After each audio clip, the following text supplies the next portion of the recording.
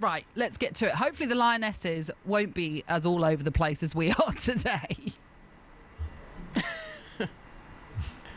Yeah, fingers crossed. I mean, coming into the last few games, it's been a bit chaotic, hasn't it, in terms of those last-minute winners and stuff like that. So I think everyone's hoping for, hopefully, it to be done in 90 minutes. But obviously, as long as we come back with the trophy and retain it, then everyone will be happy, I'm sure.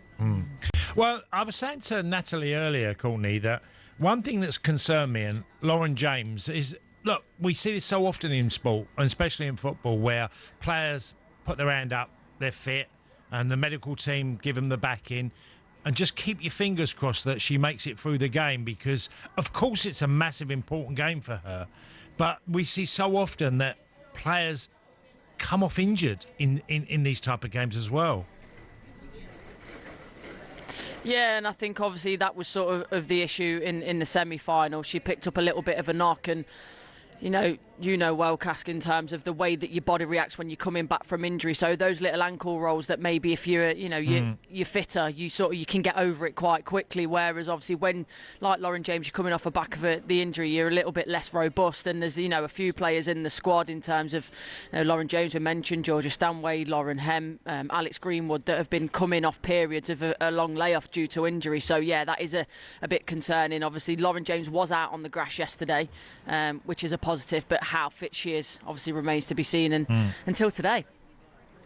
So tell us about the journey that the Lionesses have been on in terms of, Courtney, the fact that it looked as though there were a couple of times where they could be heading out, even in the early stages of the group campaign when they lost to France and they just weren't at their very, very best.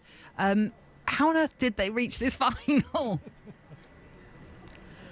Honestly, I mean, it's a fantastic achievement. How they got there, on paper, they probably shouldn't have when you look at it, the way that it's been done. Obviously, like you say, the loss to France, then they sort of finish off the group on a high with big wins against Netherlands and Wales. But again, in terms of the latter games, Sweden, especially Sweden was the one for me where I thought there's absolutely no way we're getting through this. I think only 3 penalties out the whole shootout are actually scored by either side. It was chaotic and so poor, and then again Italy leaving it so late.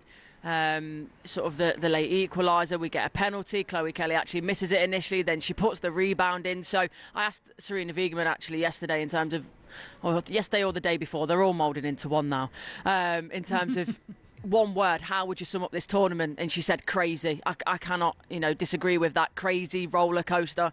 It's been so up and down, but obviously the thing is, you want to be in a major tournament final and they're there. It doesn't matter how you get there, at least they're there, and now it's a one-off shot, isn't it, against Spain, a replay of the World Cup final. Well, look, Courtney, it's a great asset to have, isn't it, to have a never say die attitude in a squad of players, and that's what England have clearly got. They haven't just done it once. It isn't a coincidence. They've done it on more than one occasion, and that is something. There's a lot to be said for that. Yeah, there is. I think when you can win games when you're not at your best, they always say that's the mark of a good team. It's one of those cliches in football. But look, this team have got that heart, the desire, the mentality and abundance to be able to come out of seemingly impossible situations. So yes, amazing characteristic to have. What I will caveat that with, if you give Spain an inch, they will take a mile. So today we can't be in a position where we've got a minute to go and we're trying to find goals, because Spain are so experienced, like we are, in terms of being able to see wins out. And I suppose, look, fantastic achievement by the Lionesses, but also then you look at the likes of Italy, the time wasting, the sort of clinging on. You look at Sweden, some of the decisions in terms of what their manager made and substitutions taken. Asllani off when he did, I didn't sort of agree with that. I think they thought they'd won the game. So there's moments where I feel like Italy and Sweden took their foot off the gas. Spain will not do that. So the question is, how do England beat Spain?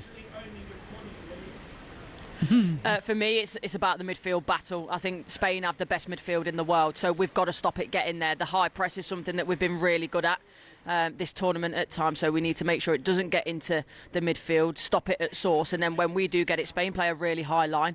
and especially the centre halves, they're quite slow, and we've got the pace to exploit that. So if we can get those direct balls in quickly, in behind, and use the pace of whoever it may be, who knows who starts. But Lauren James, I think she's deceptive with her pace. She can drift inside. Lauren Hemp, we know she's fantastic with her pace, and Alessia Russo, the way that she can link play, she's got pace, don't get me wrong, but also the way that she can link play and draw the centre halves in to then almost set it back or just be a bit of a decoy for that one in behind. I think that's the way that you beat them. Yeah, and look, both teams have the same formation. Both play 4-3-3, so they're set up, and that midfield will be like the centre of a squash court. And Bonmati, who is definitely one of Spain's most outstanding players. So there's a lot to be looking forward to, challenges, duels in this particular game. Yeah, and I think you've hit the nail on the head there. And in terms of that physicality, we know that Spain are a possession-based team. They love being in possession. They're so good at the technical ability. But I do think, obviously, we can do that. But we've got that little bit more physicality as well, and being a bit more rough and ready. We'll see challenges flying in, no doubt, from the likes of Kira Walsh and Georgia Stanway, and that's what I think we've got to do to Spain. We've got to rattle them a little bit first, and then use our ability on the ball. What you'll be pleased to see and hear, Courtney, is that all of the papers are just awash with lionesses and stories, obviously, about the players and just the hope, the expectation. It's such a wonderful thing to see when you consider, God, I'm not sure even how far back we should be talking about, but once upon a time, you might have got a column or two at the most, but most back pages are dominated on the lionesses, which is great to see.